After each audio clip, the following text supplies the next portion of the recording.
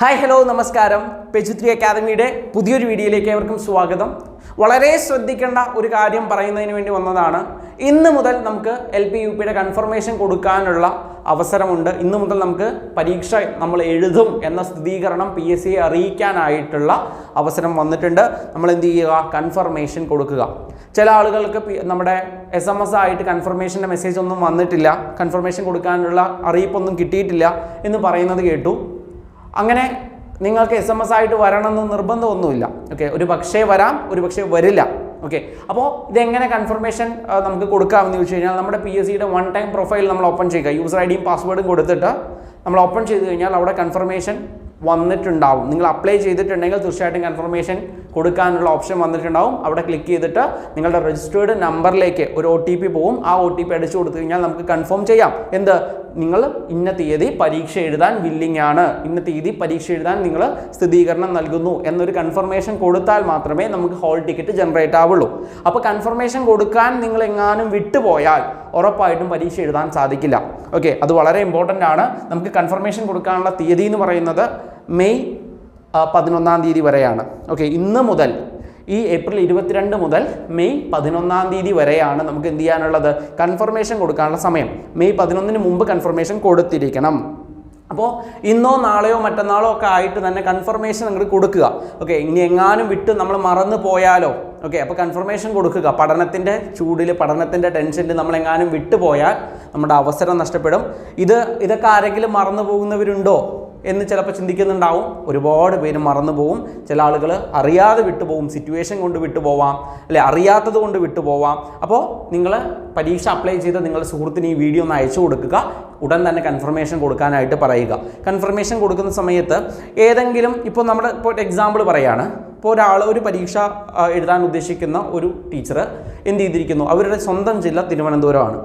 അവർ തിരുവനന്തപുരത്ത് ആണ് താമസം. അവരുടെ കമ്മ്യൂണിക്കേഷൻ അഡ്രസ്സും പെർമനൻ്റ് അഡ്രസ്സും എല്ലാം തിരുവനന്തപുരമാണ്. ഓക്കെ, അപ്പോൾ അവർ പക്ഷേ പരീക്ഷ അപ്ലൈ ചെയ്തത് കാസർഗോഡ് ജില്ലയിലാണ്. കാസർഗോഡ് ജില്ലയിൽ നല്ലൊരു അവസരമുണ്ട് എന്ന് കരുതി അവർ കാസർഗോഡ് കൊണ്ടുപോയി അപ്ലൈ ചെയ്തിട്ടുണ്ട്. പരീക്ഷ അപ്ലൈ ചെയ്തത് കാസർഗോഡ്, അവരുടെ സ്വന്തം ജില്ല തിരുവനന്തപുരം. അങ്ങനെ ഒരു സാഹചര്യമാണ് ഉള്ളത് എന്നുണ്ടെങ്കിൽ കഴിഞ്ഞ പരീക്ഷയിലൊക്കെ, കഴിഞ്ഞ UPയുടെ പരീക്ഷ, LPയുടെ പരീക്ഷയൊക്കെ ആണെങ്കിൽ, കഴിഞ്ഞ 2020 നടന്ന ആ പരീക്ഷയാണെങ്കിൽ അവരെന്ത് ചെയ്യണമായിരുന്നു? തിരുവനന്തപുരത്ത് നിന്ന് കാസർഗോഡ് പോയി, കാസർഗോഡ് പരീക്ഷാ ദിവസം അവിടെ എത്തി അവിടുന്ന് പരീക്ഷ എഴുതണമായിരുന്നു. പക്ഷേ ഇപ്പോൾ അങ്ങനെയല്ല. നമ്മുടെ പരീക്ഷാ സെൻറ്റർ നമ്മുടെ ജില്ലയിൽ തന്നെ കിട്ടാനുള്ള സൗകര്യമുണ്ട്. അത് കൺഫർമേഷൻ കൊടുക്കുന്ന സമയത്ത് ചോദിക്കും. അതായത് നിങ്ങൾ തിരുവനന്തപുരമാണ് നിങ്ങളുടെ കമ്മ്യൂണിക്കേഷൻ അഡ്രസ്സ് എന്നുണ്ടെങ്കിൽ തിരുവനന്തപുരം ജില്ലയിൽ തന്നെ നിങ്ങൾക്ക് ആ LP ആണെങ്കിലും UP ആണെങ്കിലും പരീക്ഷ എഴുതാനുള്ള അവസരം ഉണ്ട് എന്നുള്ളതാണ്. അപ്പോൾ അവിടെ പോകേണ്ട ആവശ്യം വരില്ല. അത് നമ്മൾ എന്ത് ചെയ്യണം? കൺഫർമേഷൻ കൊടുക്കുമ്പോൾ ശ്രദ്ധിക്കണം. ഓക്കെ, പലരും വിചാരിക്കും എനിക്ക് കാസർഗോഡ് തന്നെ മതി, എനിക്ക് കാസർഗോഡിലുള്ള ലിസ്റ്റിലാണ് വരേണ്ടത്, കാസർഗോഡാണ് എനിക്ക് എന്ത് ചെയ്യേണ്ടത്? പരീക്ഷ എഴുതേണ്ടത്, അതുകൊണ്ട് ഞാൻ അവിടെ അതേ കൺഫർമേഷൻ കൊടുക്കുള്ളൂ എന്ന് പറഞ്ഞാൽ അത് കൊടുത്തു കഴിഞ്ഞാൽ എന്താവും? നമ്മുടെ ഹോൾ ടിക്കറ്റിൽ പരീക്ഷാ സെൻറ്റർ കാസർഗോഡാവും. ഒരു യാത്ര ഒഴിവാക്കണം എന്ന് നിങ്ങൾ ആഗ്രഹിക്കുന്നുണ്ടെങ്കിൽ നിങ്ങൾ എന്ത് ചെയ്യുക? കൺഫർമേഷൻ കൊടുക്കുമ്പോൾ ശ്രദ്ധിക്കുക. നമ്മൾ കൺഫർമേഷൻ കൊടുക്കേണ്ട ഭാഗം ഓപ്പൺ ചെയ്ത് കഴിഞ്ഞാൽ ഏകദേശം ഈ ഒരു രീതിയിൽ തന്നെയാണ്, ഏകദേശമല്ല ഈ രീതിയിലാണ് വരിക. ഇവിടെ നോക്കുക, എക്സാമിനേഷൻ ഡേറ്റ് തന്നിട്ടുണ്ട് 6/7/2024. നമ്മുടെ name of the post UP school ടീച്ചറാണ്. ഇവിടെ എക്സാമിനേഷൻ ഡിസ്ട്രിക്ട് തന്നിട്ടുണ്ട്. ഇവിടെ സെലക്ട് ചെയ്ത് കഴിഞ്ഞാൽ, ഓക്കെ, സെലക്ട് ഡിസ്ട്രിക്ട് കൊടുത്തു കഴിഞ്ഞാൽ ഞാനിപ്പോൾ പറഞ്ഞതുപോലെയുള്ള ഒരു കേസിലുള്ള ആളാണെന്നുണ്ടെങ്കിൽ, ഓക്കെ, ഞാനിപ്പോൾ പറഞ്ഞ പോലെയുള്ള കേസിലുള്ള ആളാണെന്നുണ്ടെങ്കിൽ അവരുടെ കമ്മ്യൂണിക്കേഷൻ അഡ്രസ്സും അവരയച്ച ജില്ലയും അത് രണ്ടും വ്യത്യാസമുള്ള ജില്ലകളാണെന്നുണ്ടെങ്കിൽ ഇങ്ങനെ ഓപ്ഷൻ വരും. ഇതിലേത് വേണം? ഇപ്പോൾ തൃശ്ശൂരാണ് അവരുടെ സ്വദേശം, അവരയച്ചത് കോട്ടയത്താണെന്നുണ്ടെങ്കിൽ എന്ത് ചെയ്യണം? തൃശ്ശൂരാണ് അവരുടെ സ്വദേശം, കോട്ടയത്താണ് അവർ പരീക്ഷ അയച്ചിട്ടുള്ളത്, കോട്ടയം ജില്ലയാണ് അവർ അപ്ലൈ ചെയ്തിട്ടുള്ളത്. അവർ പരീക്ഷ എഴുതിയാൽ ലിസ്റ്റ് വരുന്നത് കോട്ടയം ലിസ്റ്റിലേ അവരുണ്ടാവുള്ളൂ. ഓക്കെ, അതിലൊരു മാറ്റമില്ല. പക്ഷെ അവർക്ക് തൃശ്ശൂരിൽ നിന്ന് കോട്ടയത്തേക്കുള്ള യാത്ര വേണമെങ്കിൽ ഒഴിവാക്കാനായിട്ട് എന്ത് ചെയ്യണം? ഈ തൃശ്ശൂർ എന്നുള്ളത് സെലക്ട് ചെയ്ത്, ഓക്കെ, തൃശ്ശൂർ എന്നുള്ളത് സെലക്ട് ചെയ്തിട്ട് എന്ത് ചെയ്യണം? നമ്മുടെ ഇവിടുത്തെ ഒരു സെലക്ട് താലൂക്ക് കൂടി കൊടുത്തു കഴിഞ്ഞാൽ കാര്യം കഴിഞ്ഞു. അപ്പോൾ അത് ഇമ്പോർട്ടൻ്റ് ആണ് ചെയ്യുക. കൺഫർമേഷൻ കൊടുക്കാൻ ഒരു കാരണവശാലും വൈകണ്ട.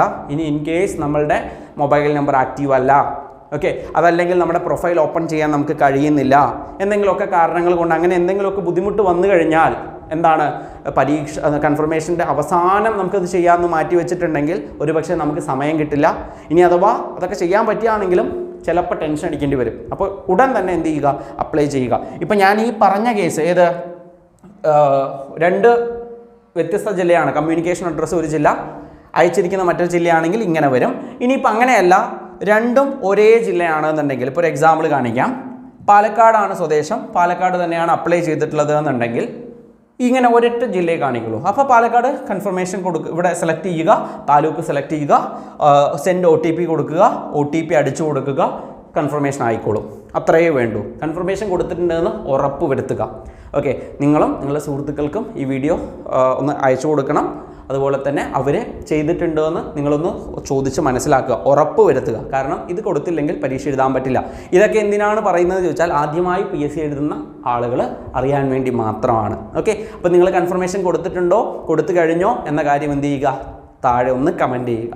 ഓക്കെ, എന്തെങ്കിലും ഡൗട്ട് ഉണ്ടെങ്കിൽ തീർച്ചയായിട്ടും വിളിക്കാം. PG3 അക്കാദമിയിൽ ഇന്ന് ഏപ്രിൽ 22-ന് ഒരു 70 ദിവസത്തെ സ്റ്റഡി പ്ലാനോടുകൂടി ഒരു ഫൈനൽ ലാപ്പ് എന്ന് പറയുന്ന പേരിൽ ഒരു ക്രാഷ് കോഴ്സ് നമ്മളിവിടെ സ്റ്റാർട്ട് ചെയ്തിട്ടുണ്ട്.